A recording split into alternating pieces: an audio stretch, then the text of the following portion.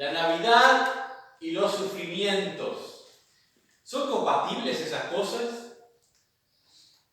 ¿Le ha pasado alguna vez que se aproxime el tiempo de la Navidad y sea tanto el agobio, el dolor y el sufrimiento que uno llega a decir, bueno, no tengo ganas de celebrar Navidad? Capaz que este año está pasando, ¿no? Capaz que este mismo año uno diga, o poder decir, la Navidad es felicidad, la Navidad es alegría.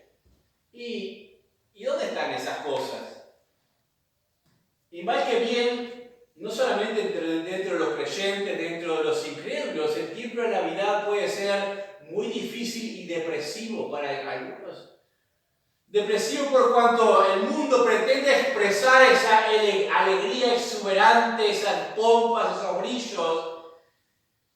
Y a veces la gente revuelve dentro de sí, dentro de su familia, dentro de su pensamiento y dice, bueno, ¿y yo dónde encuentro esas alegrías, esos brillos? Adornamos todo y pensamos que los adornos, la mucha comida, la abundancia de bienes o endeudamiento pueden traer en alguna manera la felicidad, pero a veces no llega a esa felicidad. Si uno nos plantea muy rápido el asunto, podríamos llegar a decir que el sufrimiento y la Navidad no son compatibles. Pero cuando decimos eso, expresamos también un desentendimiento de las mismas Escrituras.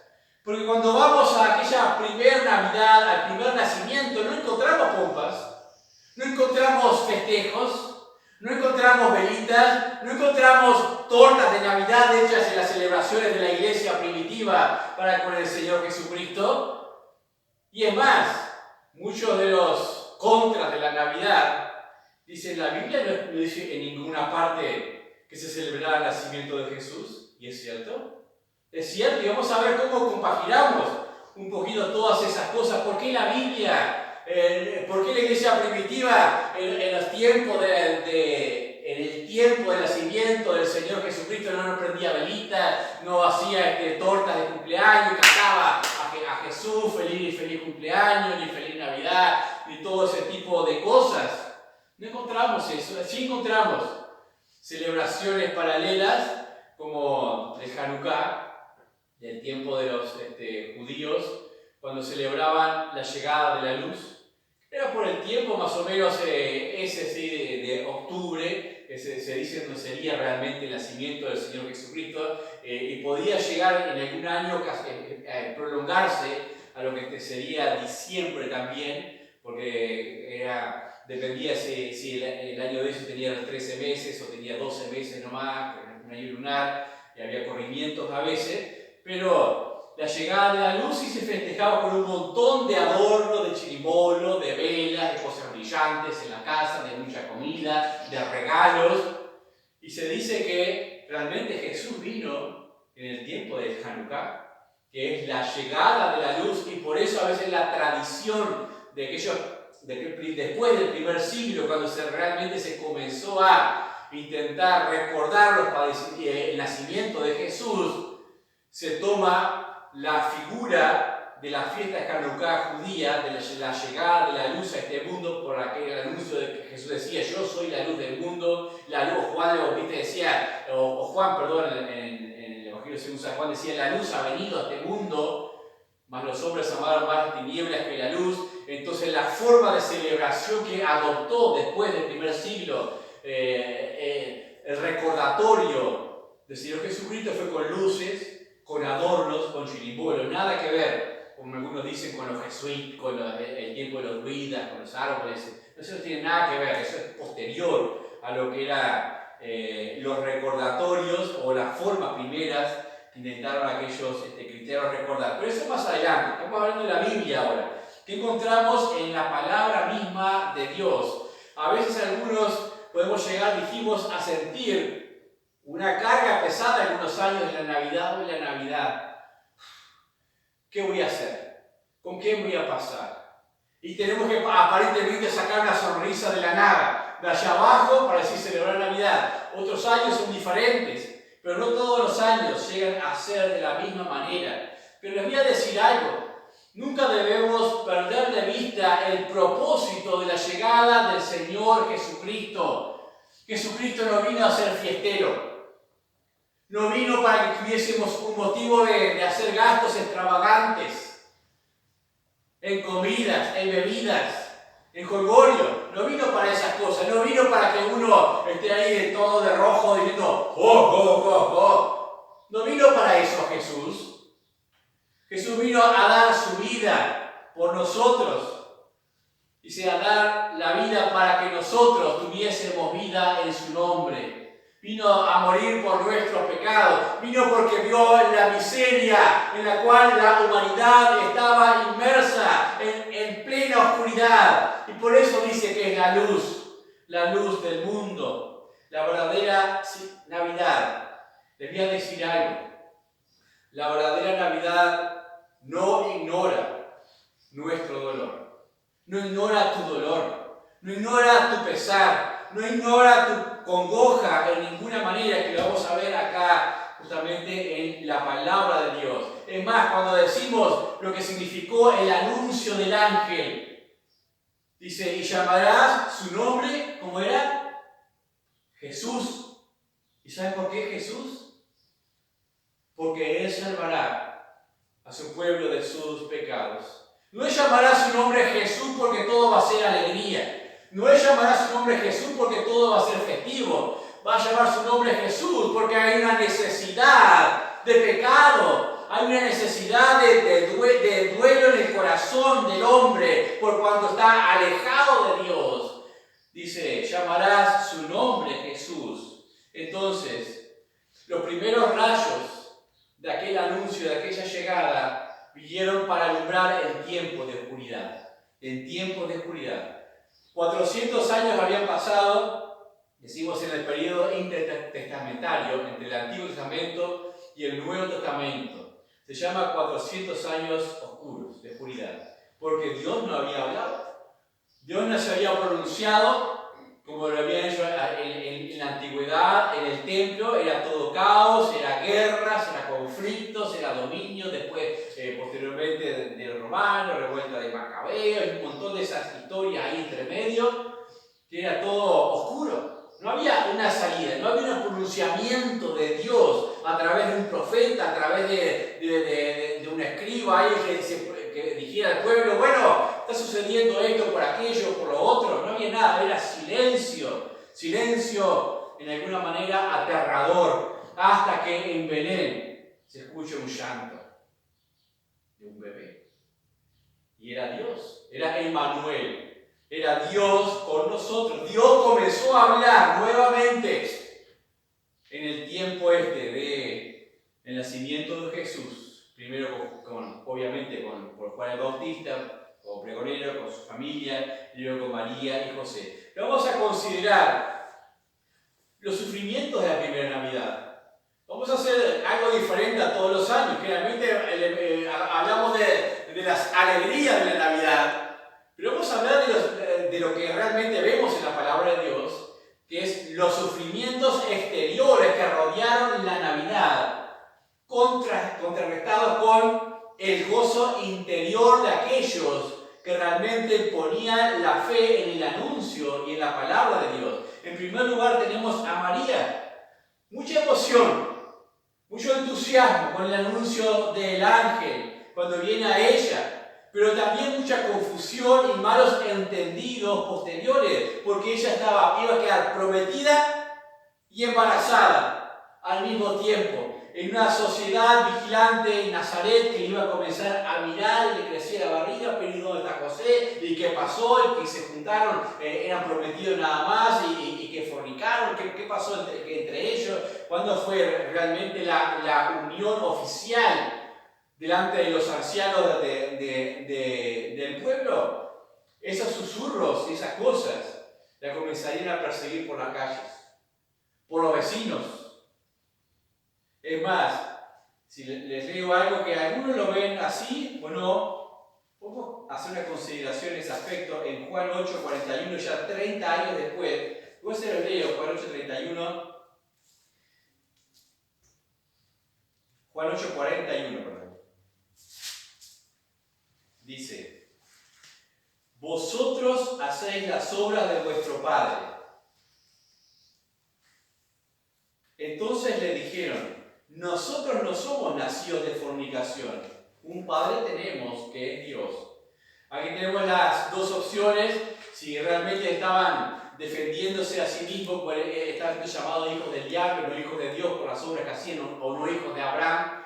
Y esa, como podríamos llamarle hoy día, sería una patadita corta que le tiraban a Jesús por un rumor que le habrá perseguido toda su vida, que sería hijo de fornicación. Dice el 48. Respondiendo entonces los judíos le dijeron: ¿no nacimos bien nosotros? ¿No decimos bien nosotros que tú eres samaritano y que tienes demonio? O sea, había allí una ignominia, algo que hubiera capaz que persiguió al Señor Jesucristo, a María primeramente, a José, a esa familia y a él en su desarrollo, esa sombra. Y ahí estaba.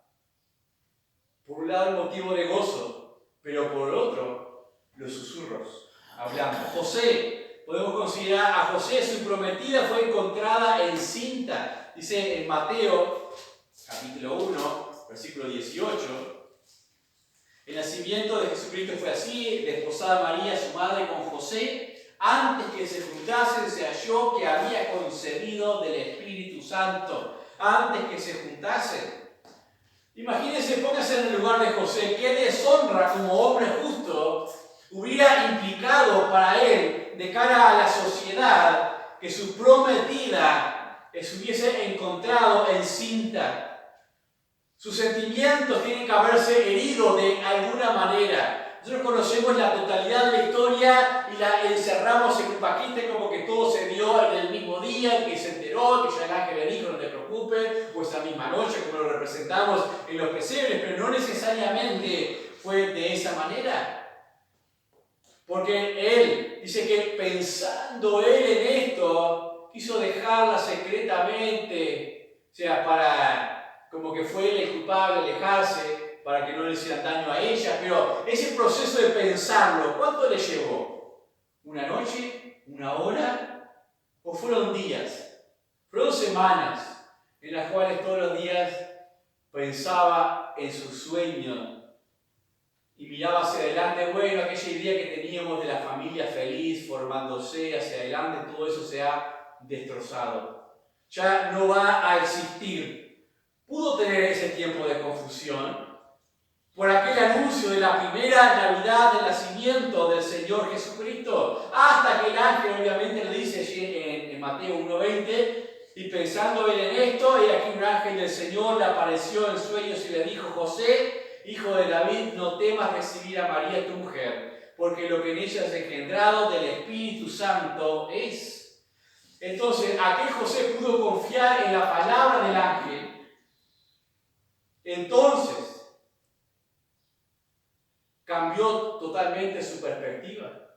Pudo tener paz en el tiempo de Navidad por la confianza en del anuncio que era en realidad la palabra de Dios, audible por el ángel, para nosotros escrita, pero era la misma palabra de Dios que estaba diciéndole: ten paz, no temas, no temas en ninguna manera. Ya vemos qué tipo de sentimientos ya le habían embargado: temor e incertidumbre de lo que iba a pasar hacia adelante. Eso era parte de la primera Navidad. No eran pompas, no eran velitas, no eran adornos.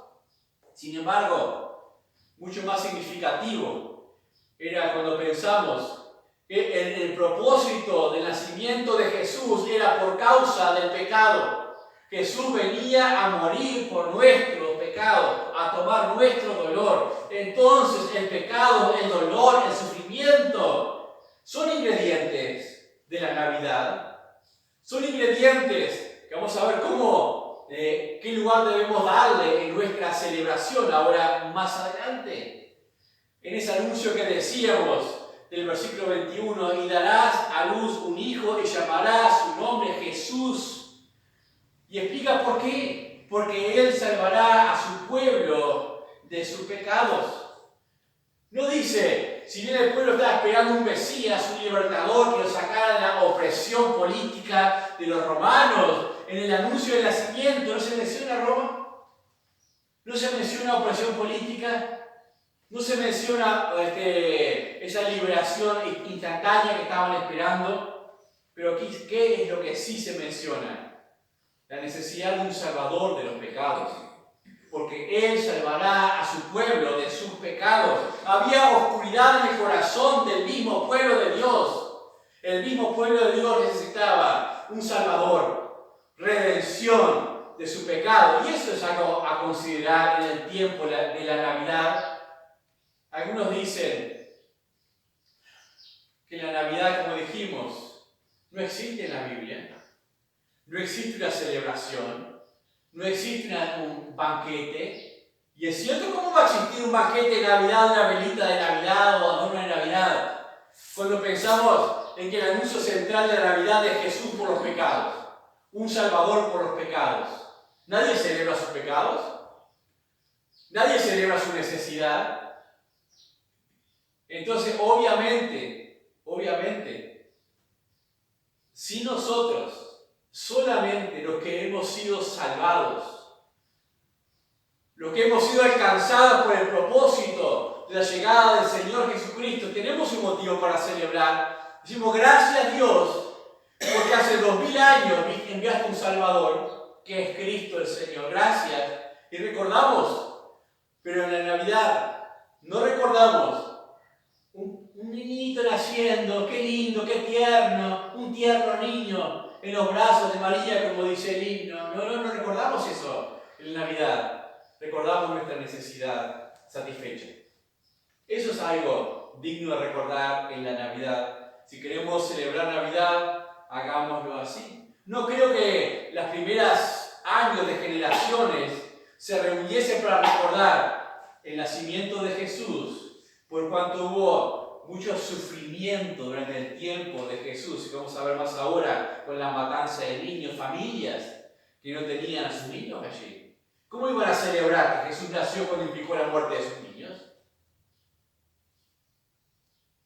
Aún José y María, ¿cómo iban a celebrar? Como vamos a ver ahora, cómo enfrentaron otros sufrimientos que podían de alguna manera opacar cualquier idea o sentido de reunirse a tirar bombas y cohetes y a batir platillos y lo que sea. Jesús venía a dar su vida.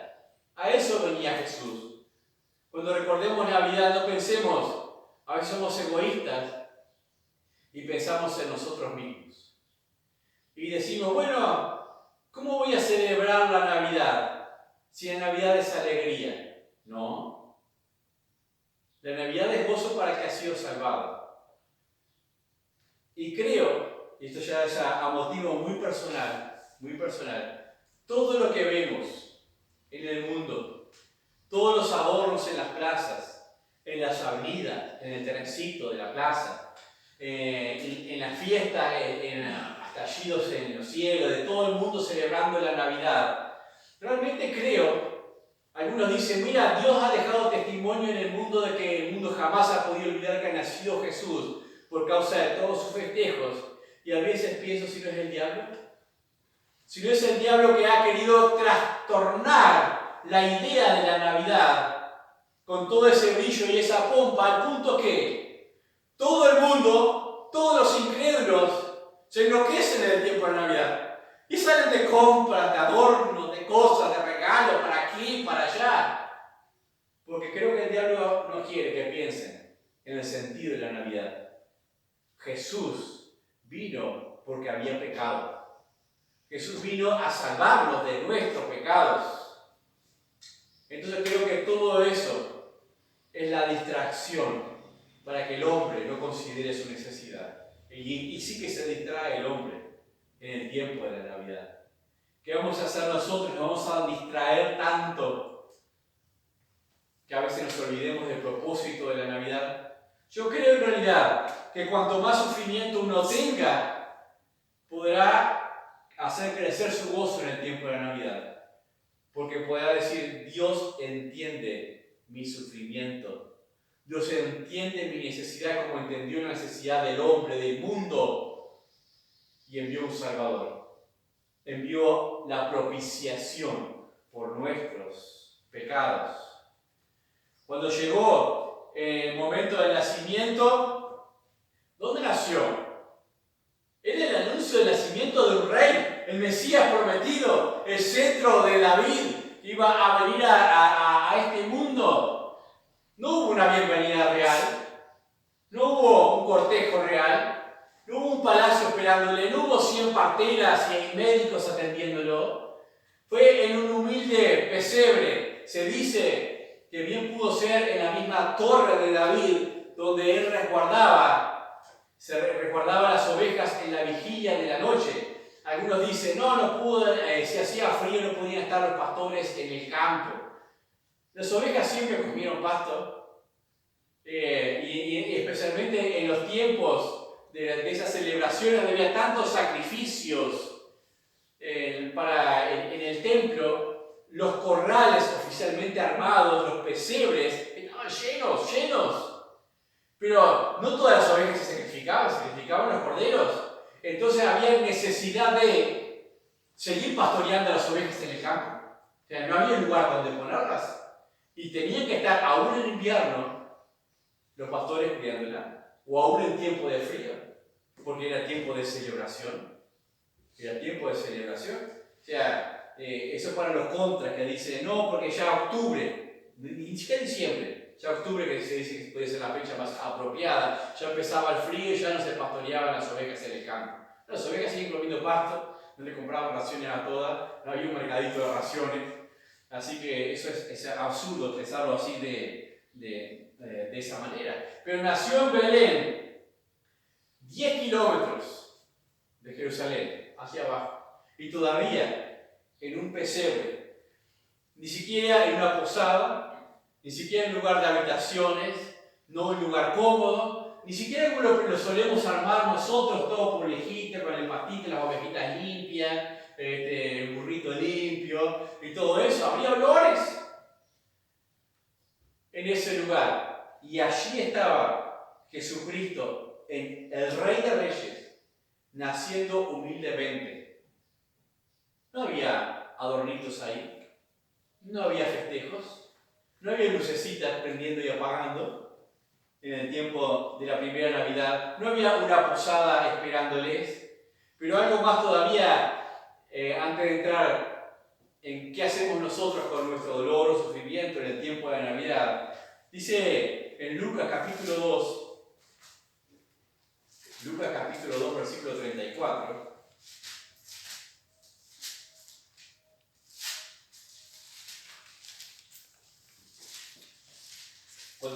después que nació el niño, tiene que presentarlo a los 8 días en el templo para cumplir con la ley, con la circuncisión. Y algo más que le pudo haber impactado a María, aparte de todos los trajines que tuvieron que dar a punto de dar a luz, trasladarse para el censo, no encontrar lugar, y ahora qué hacemos, toda esa incertidumbre, todas esas cosas, sin recursos. Todo eso pasaron en el tiempo de la Navidad, que es muy diferente a lo que nosotros consideramos hoy que debiera ser la Navidad.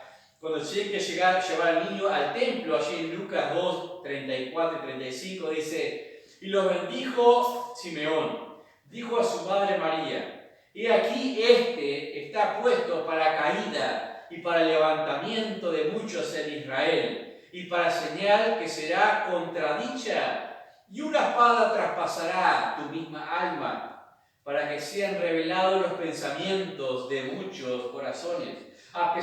Más allá de todas las peripecias que tuvieron que pasar José y María, más allá de las condiciones en las que tuvo que dar a luz, en aquel lugar, dice que todavía tiene que escuchar las palabras de Simeón diciéndole, profetizando, una espada traspasará tu alma.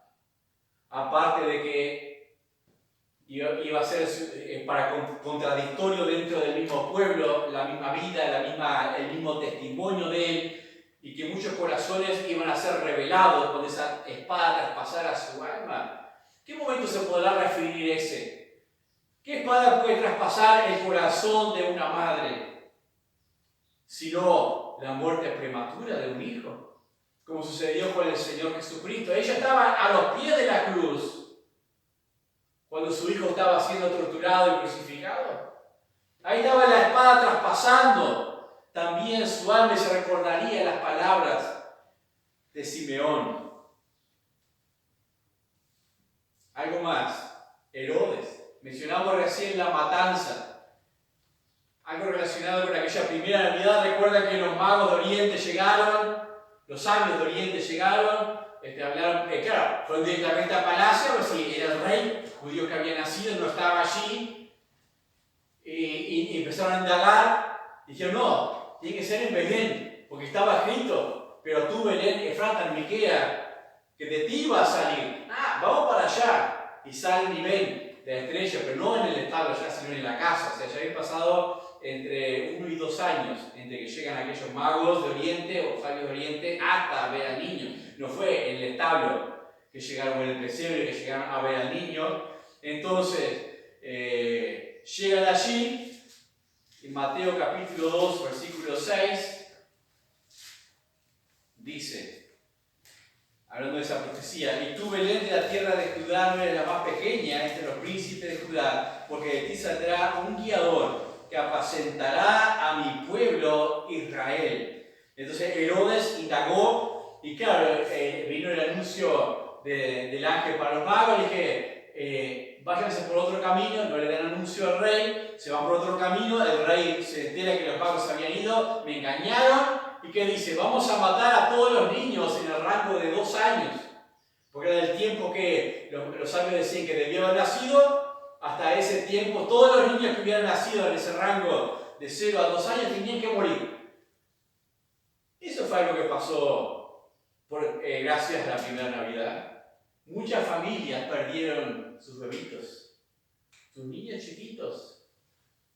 ¿Ustedes piensan que estas familias al año, a los 10 años, a los 30 años, a los 40 años, tendrían ganas de adornar su casa y celebrar que nació Jesús? A menos que hayan conocido la salvación que viene de Él y tengan el verdadero motivo de la Navidad para celebrar, que es ser salvado, que Dios ha tratado con mis pecados y me ha perdonado y redimido por el Señor Jesucristo, no tendrían un motivo para celebrar el nacimiento del Señor Jesucristo. Si bien muchos de ellos sí se habrían convertido, tal vez, esperemos que sí, más adelante, entendiendo los propósitos y recordando todo aquello, pero la Navidad inaugura tiempos de dolor, aquella primera Navidad. Y para nosotros puede encontrarnos Navidades con tiempos de dolor, con tiempos de sufrimiento, con tiempos de decir, ¿qué voy a celebrar? ¿En qué me voy a alegrar? Si tengo esto para pensar, tengo aquello, tengo lo otro, tantos problemas aquí, problemas de allá. Bueno, la Navidad no es para celebrar los bienes, la Navidad no es para celebrar que todo sale bien, como estamos viendo, sino la Navidad es para celebrar que somos salvos, que Dios envió un Salvador a morir por nosotros. Dice en Juan 1:10, hablando de ese propósito de la Navidad, dice, a los suyos vino y los suyos no le recibieron. La luz venía a este mundo. O sea, Jesús no encontró aplausos cuando vino. No encontró bienvenidas, ni en su desarrollo, ni cuando creció, ni cuando comenzó a decir que Él era el Cristo. No encontró recogimiento de la gente, alegría de la gente. Como dice Isaías 53, iba a ser un varón de dolores, un varón experimentado en quebranto, un varón del cual todos iban a esconder su rostro, no iban a querer verle, no iban a querer apreciarle. Eso iba a suceder para el Señor Jesucristo. ¿Nos extraña a veces que la Navidad nos sorprenda con dolor? Si sorprendió, a Jesús no le sorprendió porque Él venía para eso. Pero la Navidad está rodeada de dolor y de sufrimiento, pero con un anuncio de que vendrá nuevamente. Entonces cuando pensamos en la salvación que nos ha dejado y que Él vuelve por nosotros, entonces decimos, Dios no ignora nuestro dolor. La Navidad nos ayuda a recordar que Dios no ignora nuestro dolor, nuestro sufrimiento, y por eso tiene una provisión para nosotros en Jesucristo. Dios tiene una provisión preciosa para nosotros en la persona del Señor Jesucristo, porque Dios se fiel a su promesa. Génesis 3:15. De la simiente de la mujer iba a venir el libertador, el victorioso. Dios cumplió su promesa y envió a Jesús de la simiente de la mujer. No le adornó todo a su alrededor, no le arregló una cuna de oro, un colchón de plumas, lindo. Todo fue con dolor y con sufrimiento. Una celebración con gozo que anticipa la propiciación de Dios para el dolor nuestro en este tiempo, pero para la vida venidera también más adelante. Debemos aprender a sembrar el campo del sufrimiento con la semilla de la fe, en el anuncio de la palabra de Dios. Aprender a regocijarnos en el campo de la aflicción no es fácil. No es fácil. Pero cuando aprendemos a mirar a Dios, aún en el campo de la aflicción, podemos recoger regocijo y alegrías. Una cita más. Lucas 1, 63. Lucas capítulo 1, versículos 63, 64.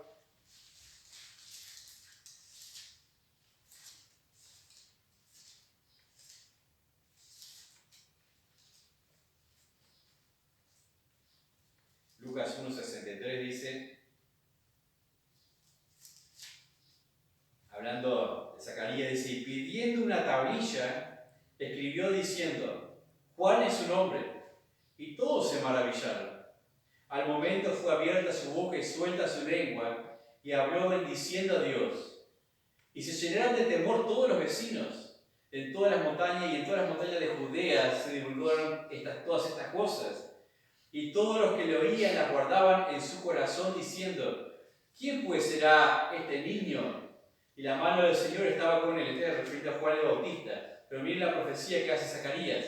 Y Zacarías su padre fue lleno del Espíritu Santo y profetizó diciendo, bendito el Señor Dios de Israel, que ha visitado y redimido a su pueblo, y nos levantó un poderoso Salvador en la casa de David su siervo, como habló por boca de sus santos profetas, y fueron desde el principio salvación de nuestros enemigos y de la mano de todos los que nos aborrecieron, para hacer misericordia con nuestros padres y acordarse de su santo pacto, del juramento que hizo Abraham, nuestro padre, que nos había de conceder, que librados de nuestros enemigos sin temor, les sirvamos en santidad y en justicia delante de Él todos nuestros días. Y allí después habla de Juan, que ese niño sería profeta de ese Dios altísimo, de ese Jesús. ¿Qué quiero decir con esto? Aquí estaba Zacarías en su primer anuncio, cuando se le anuncia que va a tener un hijo, que su esposa era atea, él no cree estas cosas, queda mudo, no puede hablar. Por 9 meses sufrió por causa de su incredulidad, el no poder comunicarse ni expresarse, hasta que el gozo de entender luego le permite soltar su lengua y hablar y profetizar, y Dios le usa grandemente. Pero tuvo que pasar por el tiempo de aflicción. Primero, la incredulidad agudiza nuestro sufrimiento. La incredulidad agudiza nuestro sufrimiento. El no aprender a regocijarnos en cada anuncio de la palabra de Dios hace que cada aflicción fermente, crezca y parezca que nos ahoga y no nos permita alegrarnos. Alegrémonos en lo que debemos alegrarnos, no en lo que tenemos, no en lo que hacen los demás. Alegrémonos porque Dios se compadece de nosotros, porque Dios entiende nuestro dolor. Como dice acá esta profecía maravillosa que saca Zacarías de acá, Dios fue fiel a su promesa que había prometido y levantó un poderoso Salvador, un poderoso Redentor conforme al juramento hecho a Abraham. El juramento hecho a Abraham decía que su simiente sería bendición para ellos y para todas las naciones. Y ahí estamos nosotros incluidos en eso. Y como les dije, una cita más nada más. En Job, capítulo 5, versículo 7, dice a 7 y 8, dice: pero como las chispas se levantan para volar por el aire, así el hombre nace para la aflicción. Ciertamente yo buscaría a Dios y encomendaría a Él mi causa. ¿Qué dice acá? ¿El hombre nace para qué? Para la aflicción. El hombre nace para la aflicción. ¿Nos es extraño a nosotros tener tiempo de aflicción? Si el hombre nace para la aflicción, ¿por qué es eso? Por nuestra naturaleza. Una naturaleza alejada de Dios, una naturaleza que ha recibido una herencia corruptible por el mismo pecado. No porque pequemos los hijos de Dios, sino por la herencia que tenemos por natural en nosotros. Dice, el hombre nace para aflicción. ¿Cuál es el consejo de Job? Yo buscaría a Dios y encomendaría a Él mi causa. ¿Y saben por qué? Porque Dios conoce nuestras aflicciones. Porque Dios conoce tanto nuestras aflicciones que nos envía en Jesucristo el poder para gozarnos en Él. Y lo último que digo, lo que decía Zacarías al final de su profecía, dice que librarnos de nuestros enemigos sin temor les sirvamos en santidad y en justicia delante de Él todos nuestros días. ¿Dónde encontramos nuestro bien? ¿Dónde encontramos nuestro gozo, nuestra alegría? Como dice Zacarías, en servirle. En servirle encontramos gozo, encontramos alegría. ¿Cómo le servimos? En santidad y en justicia delante de Él. Algún cristiano puede pensar, bueno, todo lo que cuando miramos hacia afuera y comparamos, vemos a la gente con sus excesos, con sus alegrías exuberantes en tiempo de Navidad, con sus vestimentas especiales, con todo ese tipo de cosas que parece que la pasan re bien. Y algunos cristianos pueden empezar a envidiar eso y decir, si no fuera cristiano, yo sería como ellos, o haría lo que ellos hacen, o andaría como ellos andan. Pero acá dice Zacarías, el verdadero gozo del cristiano es andar en santidad y en justicia. Aprendamos a andar en santidad y en justicia y encontraremos este bien de vida que Dios ofrece para nosotros. Vamos a orar. Mi Dios y Padre, damos gracias en esta hora. Damos gracias porque nos permites de alguna manera regocijarnos aún en tiempos de necesidad, en tiempos de aflicción. Nuestra copa puede estar rebosando en nuestro corazón cuando nos deleitamos en tu palabra. Padre, no permitas que en ninguna manera, Señor, el diablo o el mundo nos distraiga de lo que verdaderamente es importante.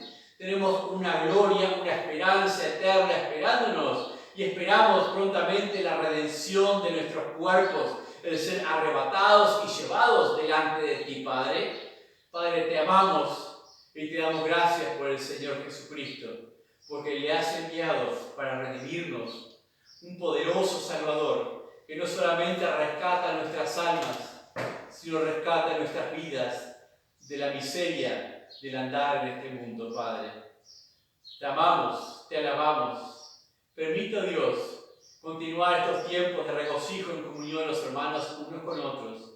Y aquellos que no han podido congregarse en esta hora, Padre, guárdales sus corazones en santidad y justicia. Te lo pedimos en el precioso nombre de Jesús. Amén. Amén.